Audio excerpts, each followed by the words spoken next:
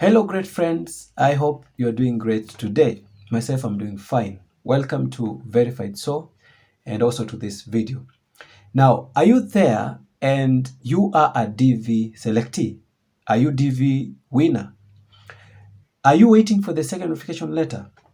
Have you not gotten the second notification letter? So if you fall under these categories, then this is what you are supposed to do. All of you, you have to do this. And listen to me.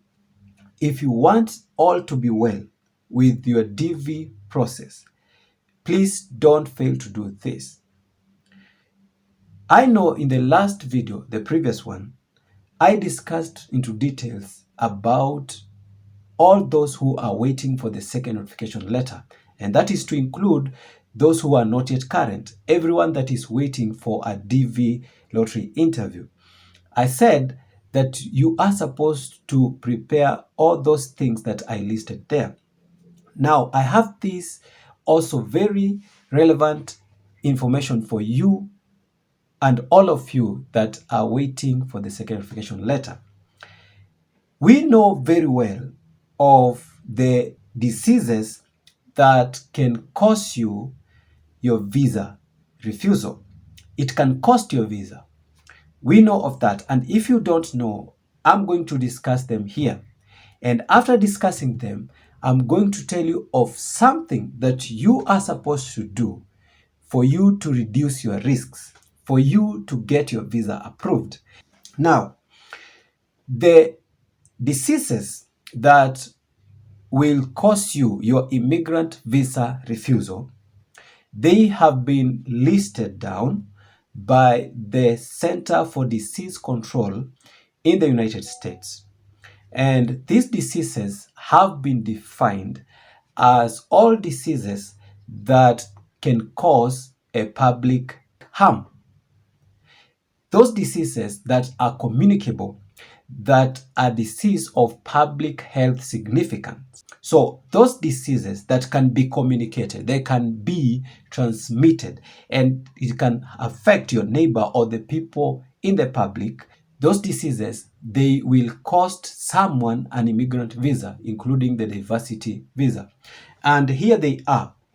If you didn't know, we have TB as one of the communicable diseases that are not needed for an immigrant visa. The other one is the gonorrhea and syphilis. Those also will cost an immigrant visa seeker a visa refusal. We also have Hansen's disease, the leprosy. That one will not be allowed.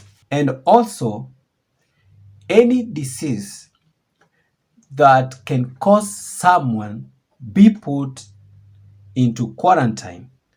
If a disease like the former pandemic can lead to someone being put under quarantine, then that disease also can cost you visa refusal. And that's why the C virus was put on the list of the diseases that you're supposed to show proof of the vaccination. So also the disease that can cause someone to be quarantined is listed as a disease that can cost you a visa. So I hope as up to now, you all are on the same page of those diseases. I heard some people say that even the HIV can cause you visa denial. No, it was removed from the list of diseases that can cost you a visa. That is in the year 2010. It is no longer considered a disease of public harm. So the CDC, Center for Disease Control, removed that as a disease that can deny you entry into the United States. So if you are HIV positive, you have nothing to worry about. That will not cost you your visa. Now, I want to tell you what you're supposed to do. If you were selected, you have not yet become current, or if you're current, you're waiting for the second notification letter, or you're waiting for your medical examination, I want to tell you of what you're supposed to do. So, if you are a selectee In fact, immediately you get selected, if I were you, I should have done this. Go for a medical examination, a personal medical examination, not the medical examination by the embassy, the one that the embassy requires you to go for. Not that. Just do a personal examination for all these diseases to diagnose whether you have any of these diseases as early as possible. And there is a reason as well I'm saying that. So conduct a personal medical examination even before you become current, so long as you have been selected, so long as you are waiting for a DV interview. Please do a personal medical examination to know whether you have any of these diseases. And this will help you because, remember, some of these diseases, they take longer time. And take this scenario.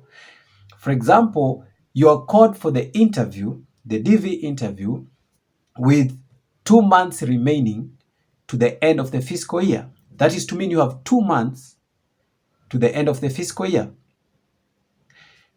And then it ends up that you have one of these diseases, like for example, the TB.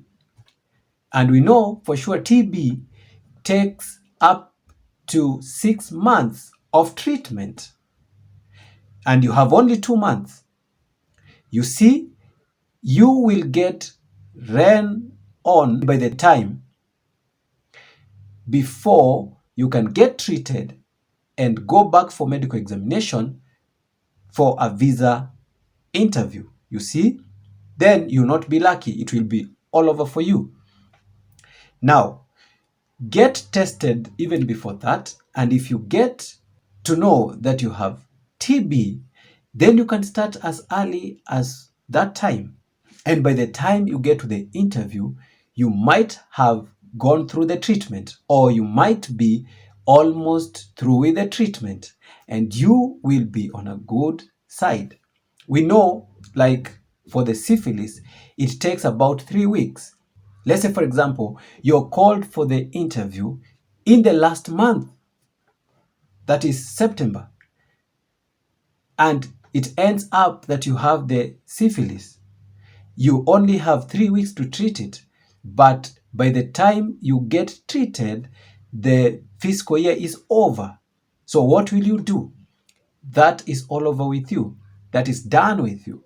So get to be checked or to be tested for these diseases as early as possible to diagnose whether you have them, and then get the necessary steps to get treated. By so doing, you will be safe. So better you start early, get treated, and once you go to the interview, then you have the chance to be approved for your visa. So that is very important for each one of you. So if you're out there and you're waiting for the DV interview, you're waiting for the second notification, you're waiting to become current, you are a selectee, why don't you just go ahead and get a medical examination? It will save you a lot. You'll come to thank me later. So thank you guys for watching this video. It's very important that you have watched this. Please like the video. Don't forget to subscribe and also to push the bell on. That is important. And let's meet in the next video.